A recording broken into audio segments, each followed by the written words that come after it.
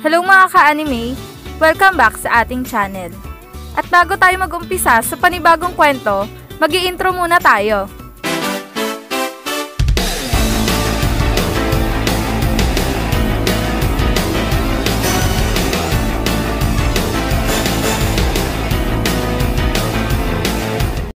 Ang nakaraan sa Winter Tournament, Kanagawa ang uusad sa susunod na raw ng liga. At talaga namang pinupuri si Sakuragi ng mga kasamahan niya dahil sa ipinakita nitong magandang laro at pagpanalo sa Kanagawa. Maging ang Osaka ay humanga din kay Sakuragi at ipinangako ni Minami at Kishimoto na nasa Kanagawa ang kanilang suporta. At dito na nagtatapos ang Chapter 50 ng Winter Tournament. Pero isang paalala lang muna ang aking bibitawang salita para sa inyo na ang kwentong ito ay hindi pa napapatunayan kung isa nga ba itong fanmade o di naman kaya kasama talaga ito sa kwento ng Slam Dunk. Sa kadahilanan na nabasa ko lamang ito sa isang site at walang anumang larawan na nakalagay sa mga ito. Tara, umpisaan na natin ang Chapter 51 ng Winter Tournament. Nakita na nga nila Akagi kung sino nga ba ang susunod na makakaharap nila sa liga at ikinagulat talaga ito ng sobra ni Akagi. Bakit Akagi? Bakit ka nagulat? At sino ba ang makakaharap natin sa susunod na round? Sabihin mo nga kung sino? Yan ang sabi ni Maki. Oo nga Akagi, bakit ba parang kinakabahan ka dyan? Sino ba ang susunod na makakaharap natin? Yan naman ang sabi ni Ryota.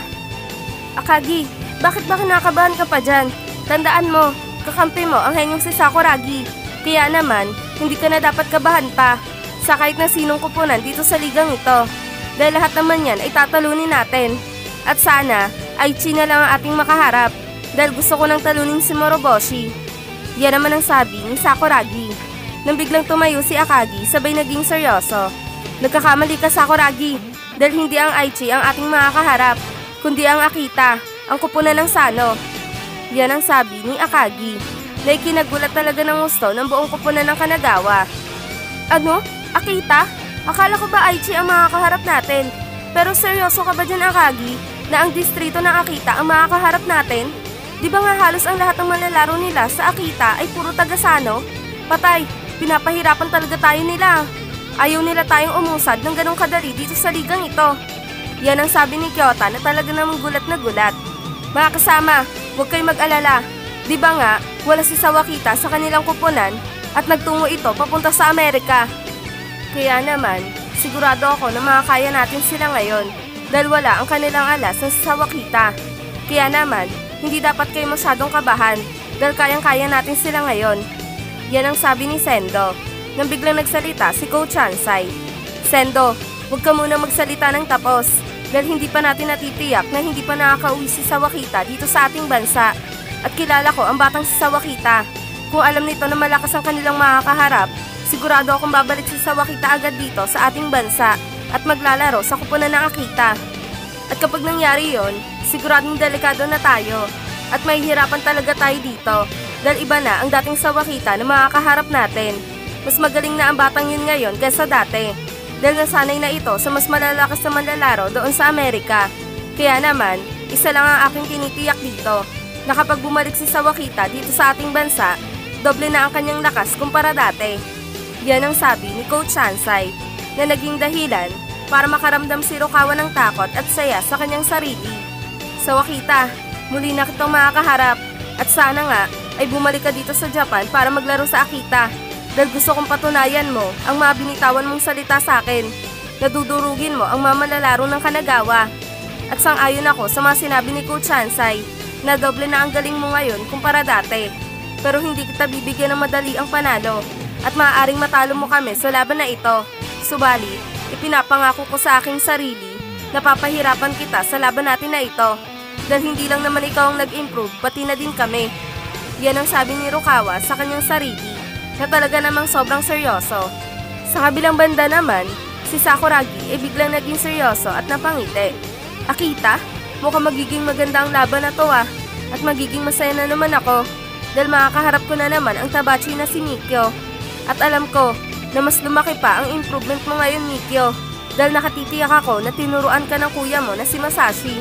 Subalit, hindi pa din ako magpapatalo sa'yo at sasabayan pa din kita kahit doble pa ang lapad mo kaysa sa akin dahil hindi ako magpapatalo sa lakas mo. At ipinapangako ko sa aking sarili na tatalunin namin ang koponan ng Akita kahit andyan pa si Sawakita at Masashi. Yan ang sabi ni Sakuragi sa kanyang sarili na talaga namang sobrang seryoso. Habang si Ayako naman ay biglang napansin na naging seryoso ang buong koponan ng Kanagawa. Hoy mga kasama, mukhang naging seryoso ata kayo ah. Huwag nga kayong ganyan. Tandaan nyo, Akita lang yan. Hindi dapat kayo maging kabado sa kanila. Dahil ang tanging kalaban nyo lang sa ligang ito ay ang inyong mga sarili.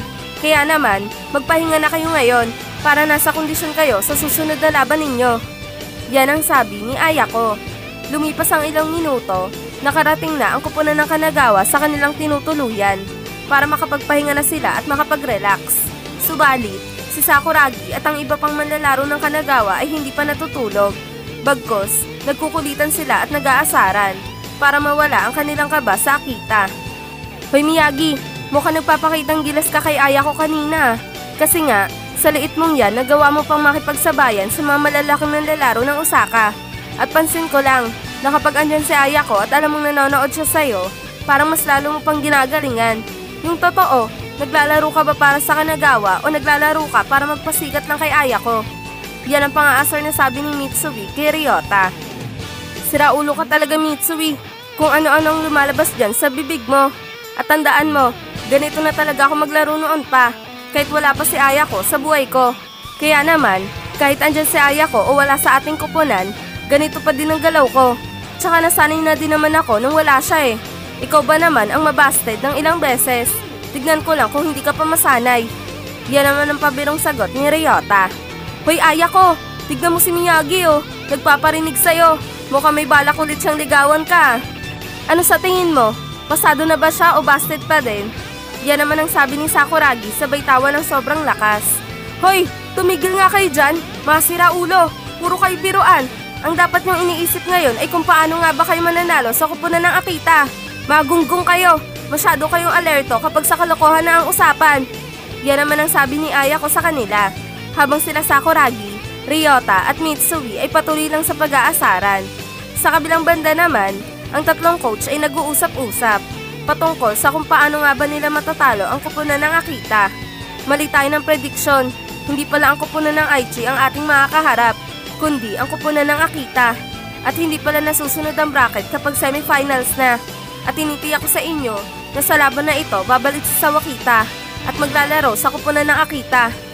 Subali, ang pinaka-iniisip ko ngayon ay kung sino nga ba sa ating mga manlalaro ang maaaring makatapat kay Sawakita. Hindi naman pwedeng si Sendo dahil may natamo itong injury noong laban natin sa Osaka. Ano sa tingin mo Coach Sansai? Makakaya ba siya ni Rukawa? Ngayon na mala-import na ang laro ni Sawakita. Yan ang sabi ni Coach Takato. Takato, ba nakakalimutan mo na nakaharap na ni Rukawa ang koponan ng Sano at si Rukawa ang nagbabantay kay Sawakita. Kaya naman, tinitiyak ko sa'yo na kayang-kaya pa din ni Rukawa bantayan si Sawakita hanggang ngayon. Dahil meron ng idea si Rukawa kung paano maglaro si Sawakita. Kaya naman, malaki ang tsansa natin na hindi na mahihirapan si Rukawa kay Sawakita ngayon. Yan naman ang sabi ni Coach Tauka nang biglang nagsalita si Coach Hansai. Tama ka nga Coach Tauka na si Rukawa lang ang may kayang makipagsabayan kay Sawakita.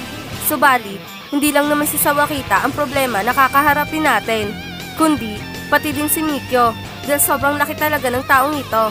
Pero pagdating sa depensa, may naisip na ako sa maaaring tumapat sa kanya, kundi si Fukuda o kaya naman si Kyota. Subalit, iniisip ko din na maaaring matalo si Kyota at Fukuda kay Mikyo pagdating sa lakas.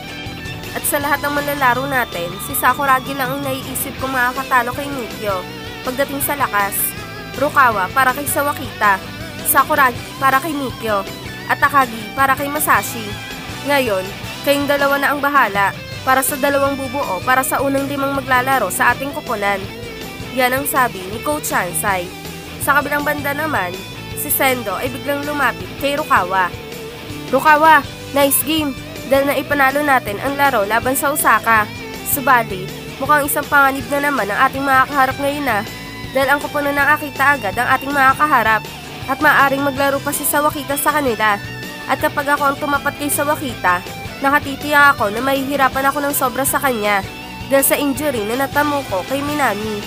Kaya naman, hindi na ako maglalaro pa sa laban natin sa Akita Dahil baka ako pa ang maging dahilan kung bakit tayo matatalo sa Akita. At aaminin ko na sa'yo na nasaktan talaga ako ng sobra sa ginawa ng lokong si Minami na yon.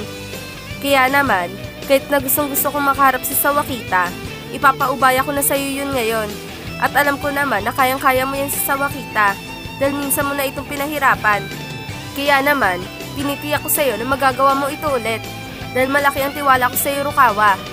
Yan ang sabi ni Sendo. Sige, at para sa kupunan ng Kanagawa, huhusayan ko at pipilitin kong talunin ang lalaking si Sawakita at minsan na nila tayong ininsulto.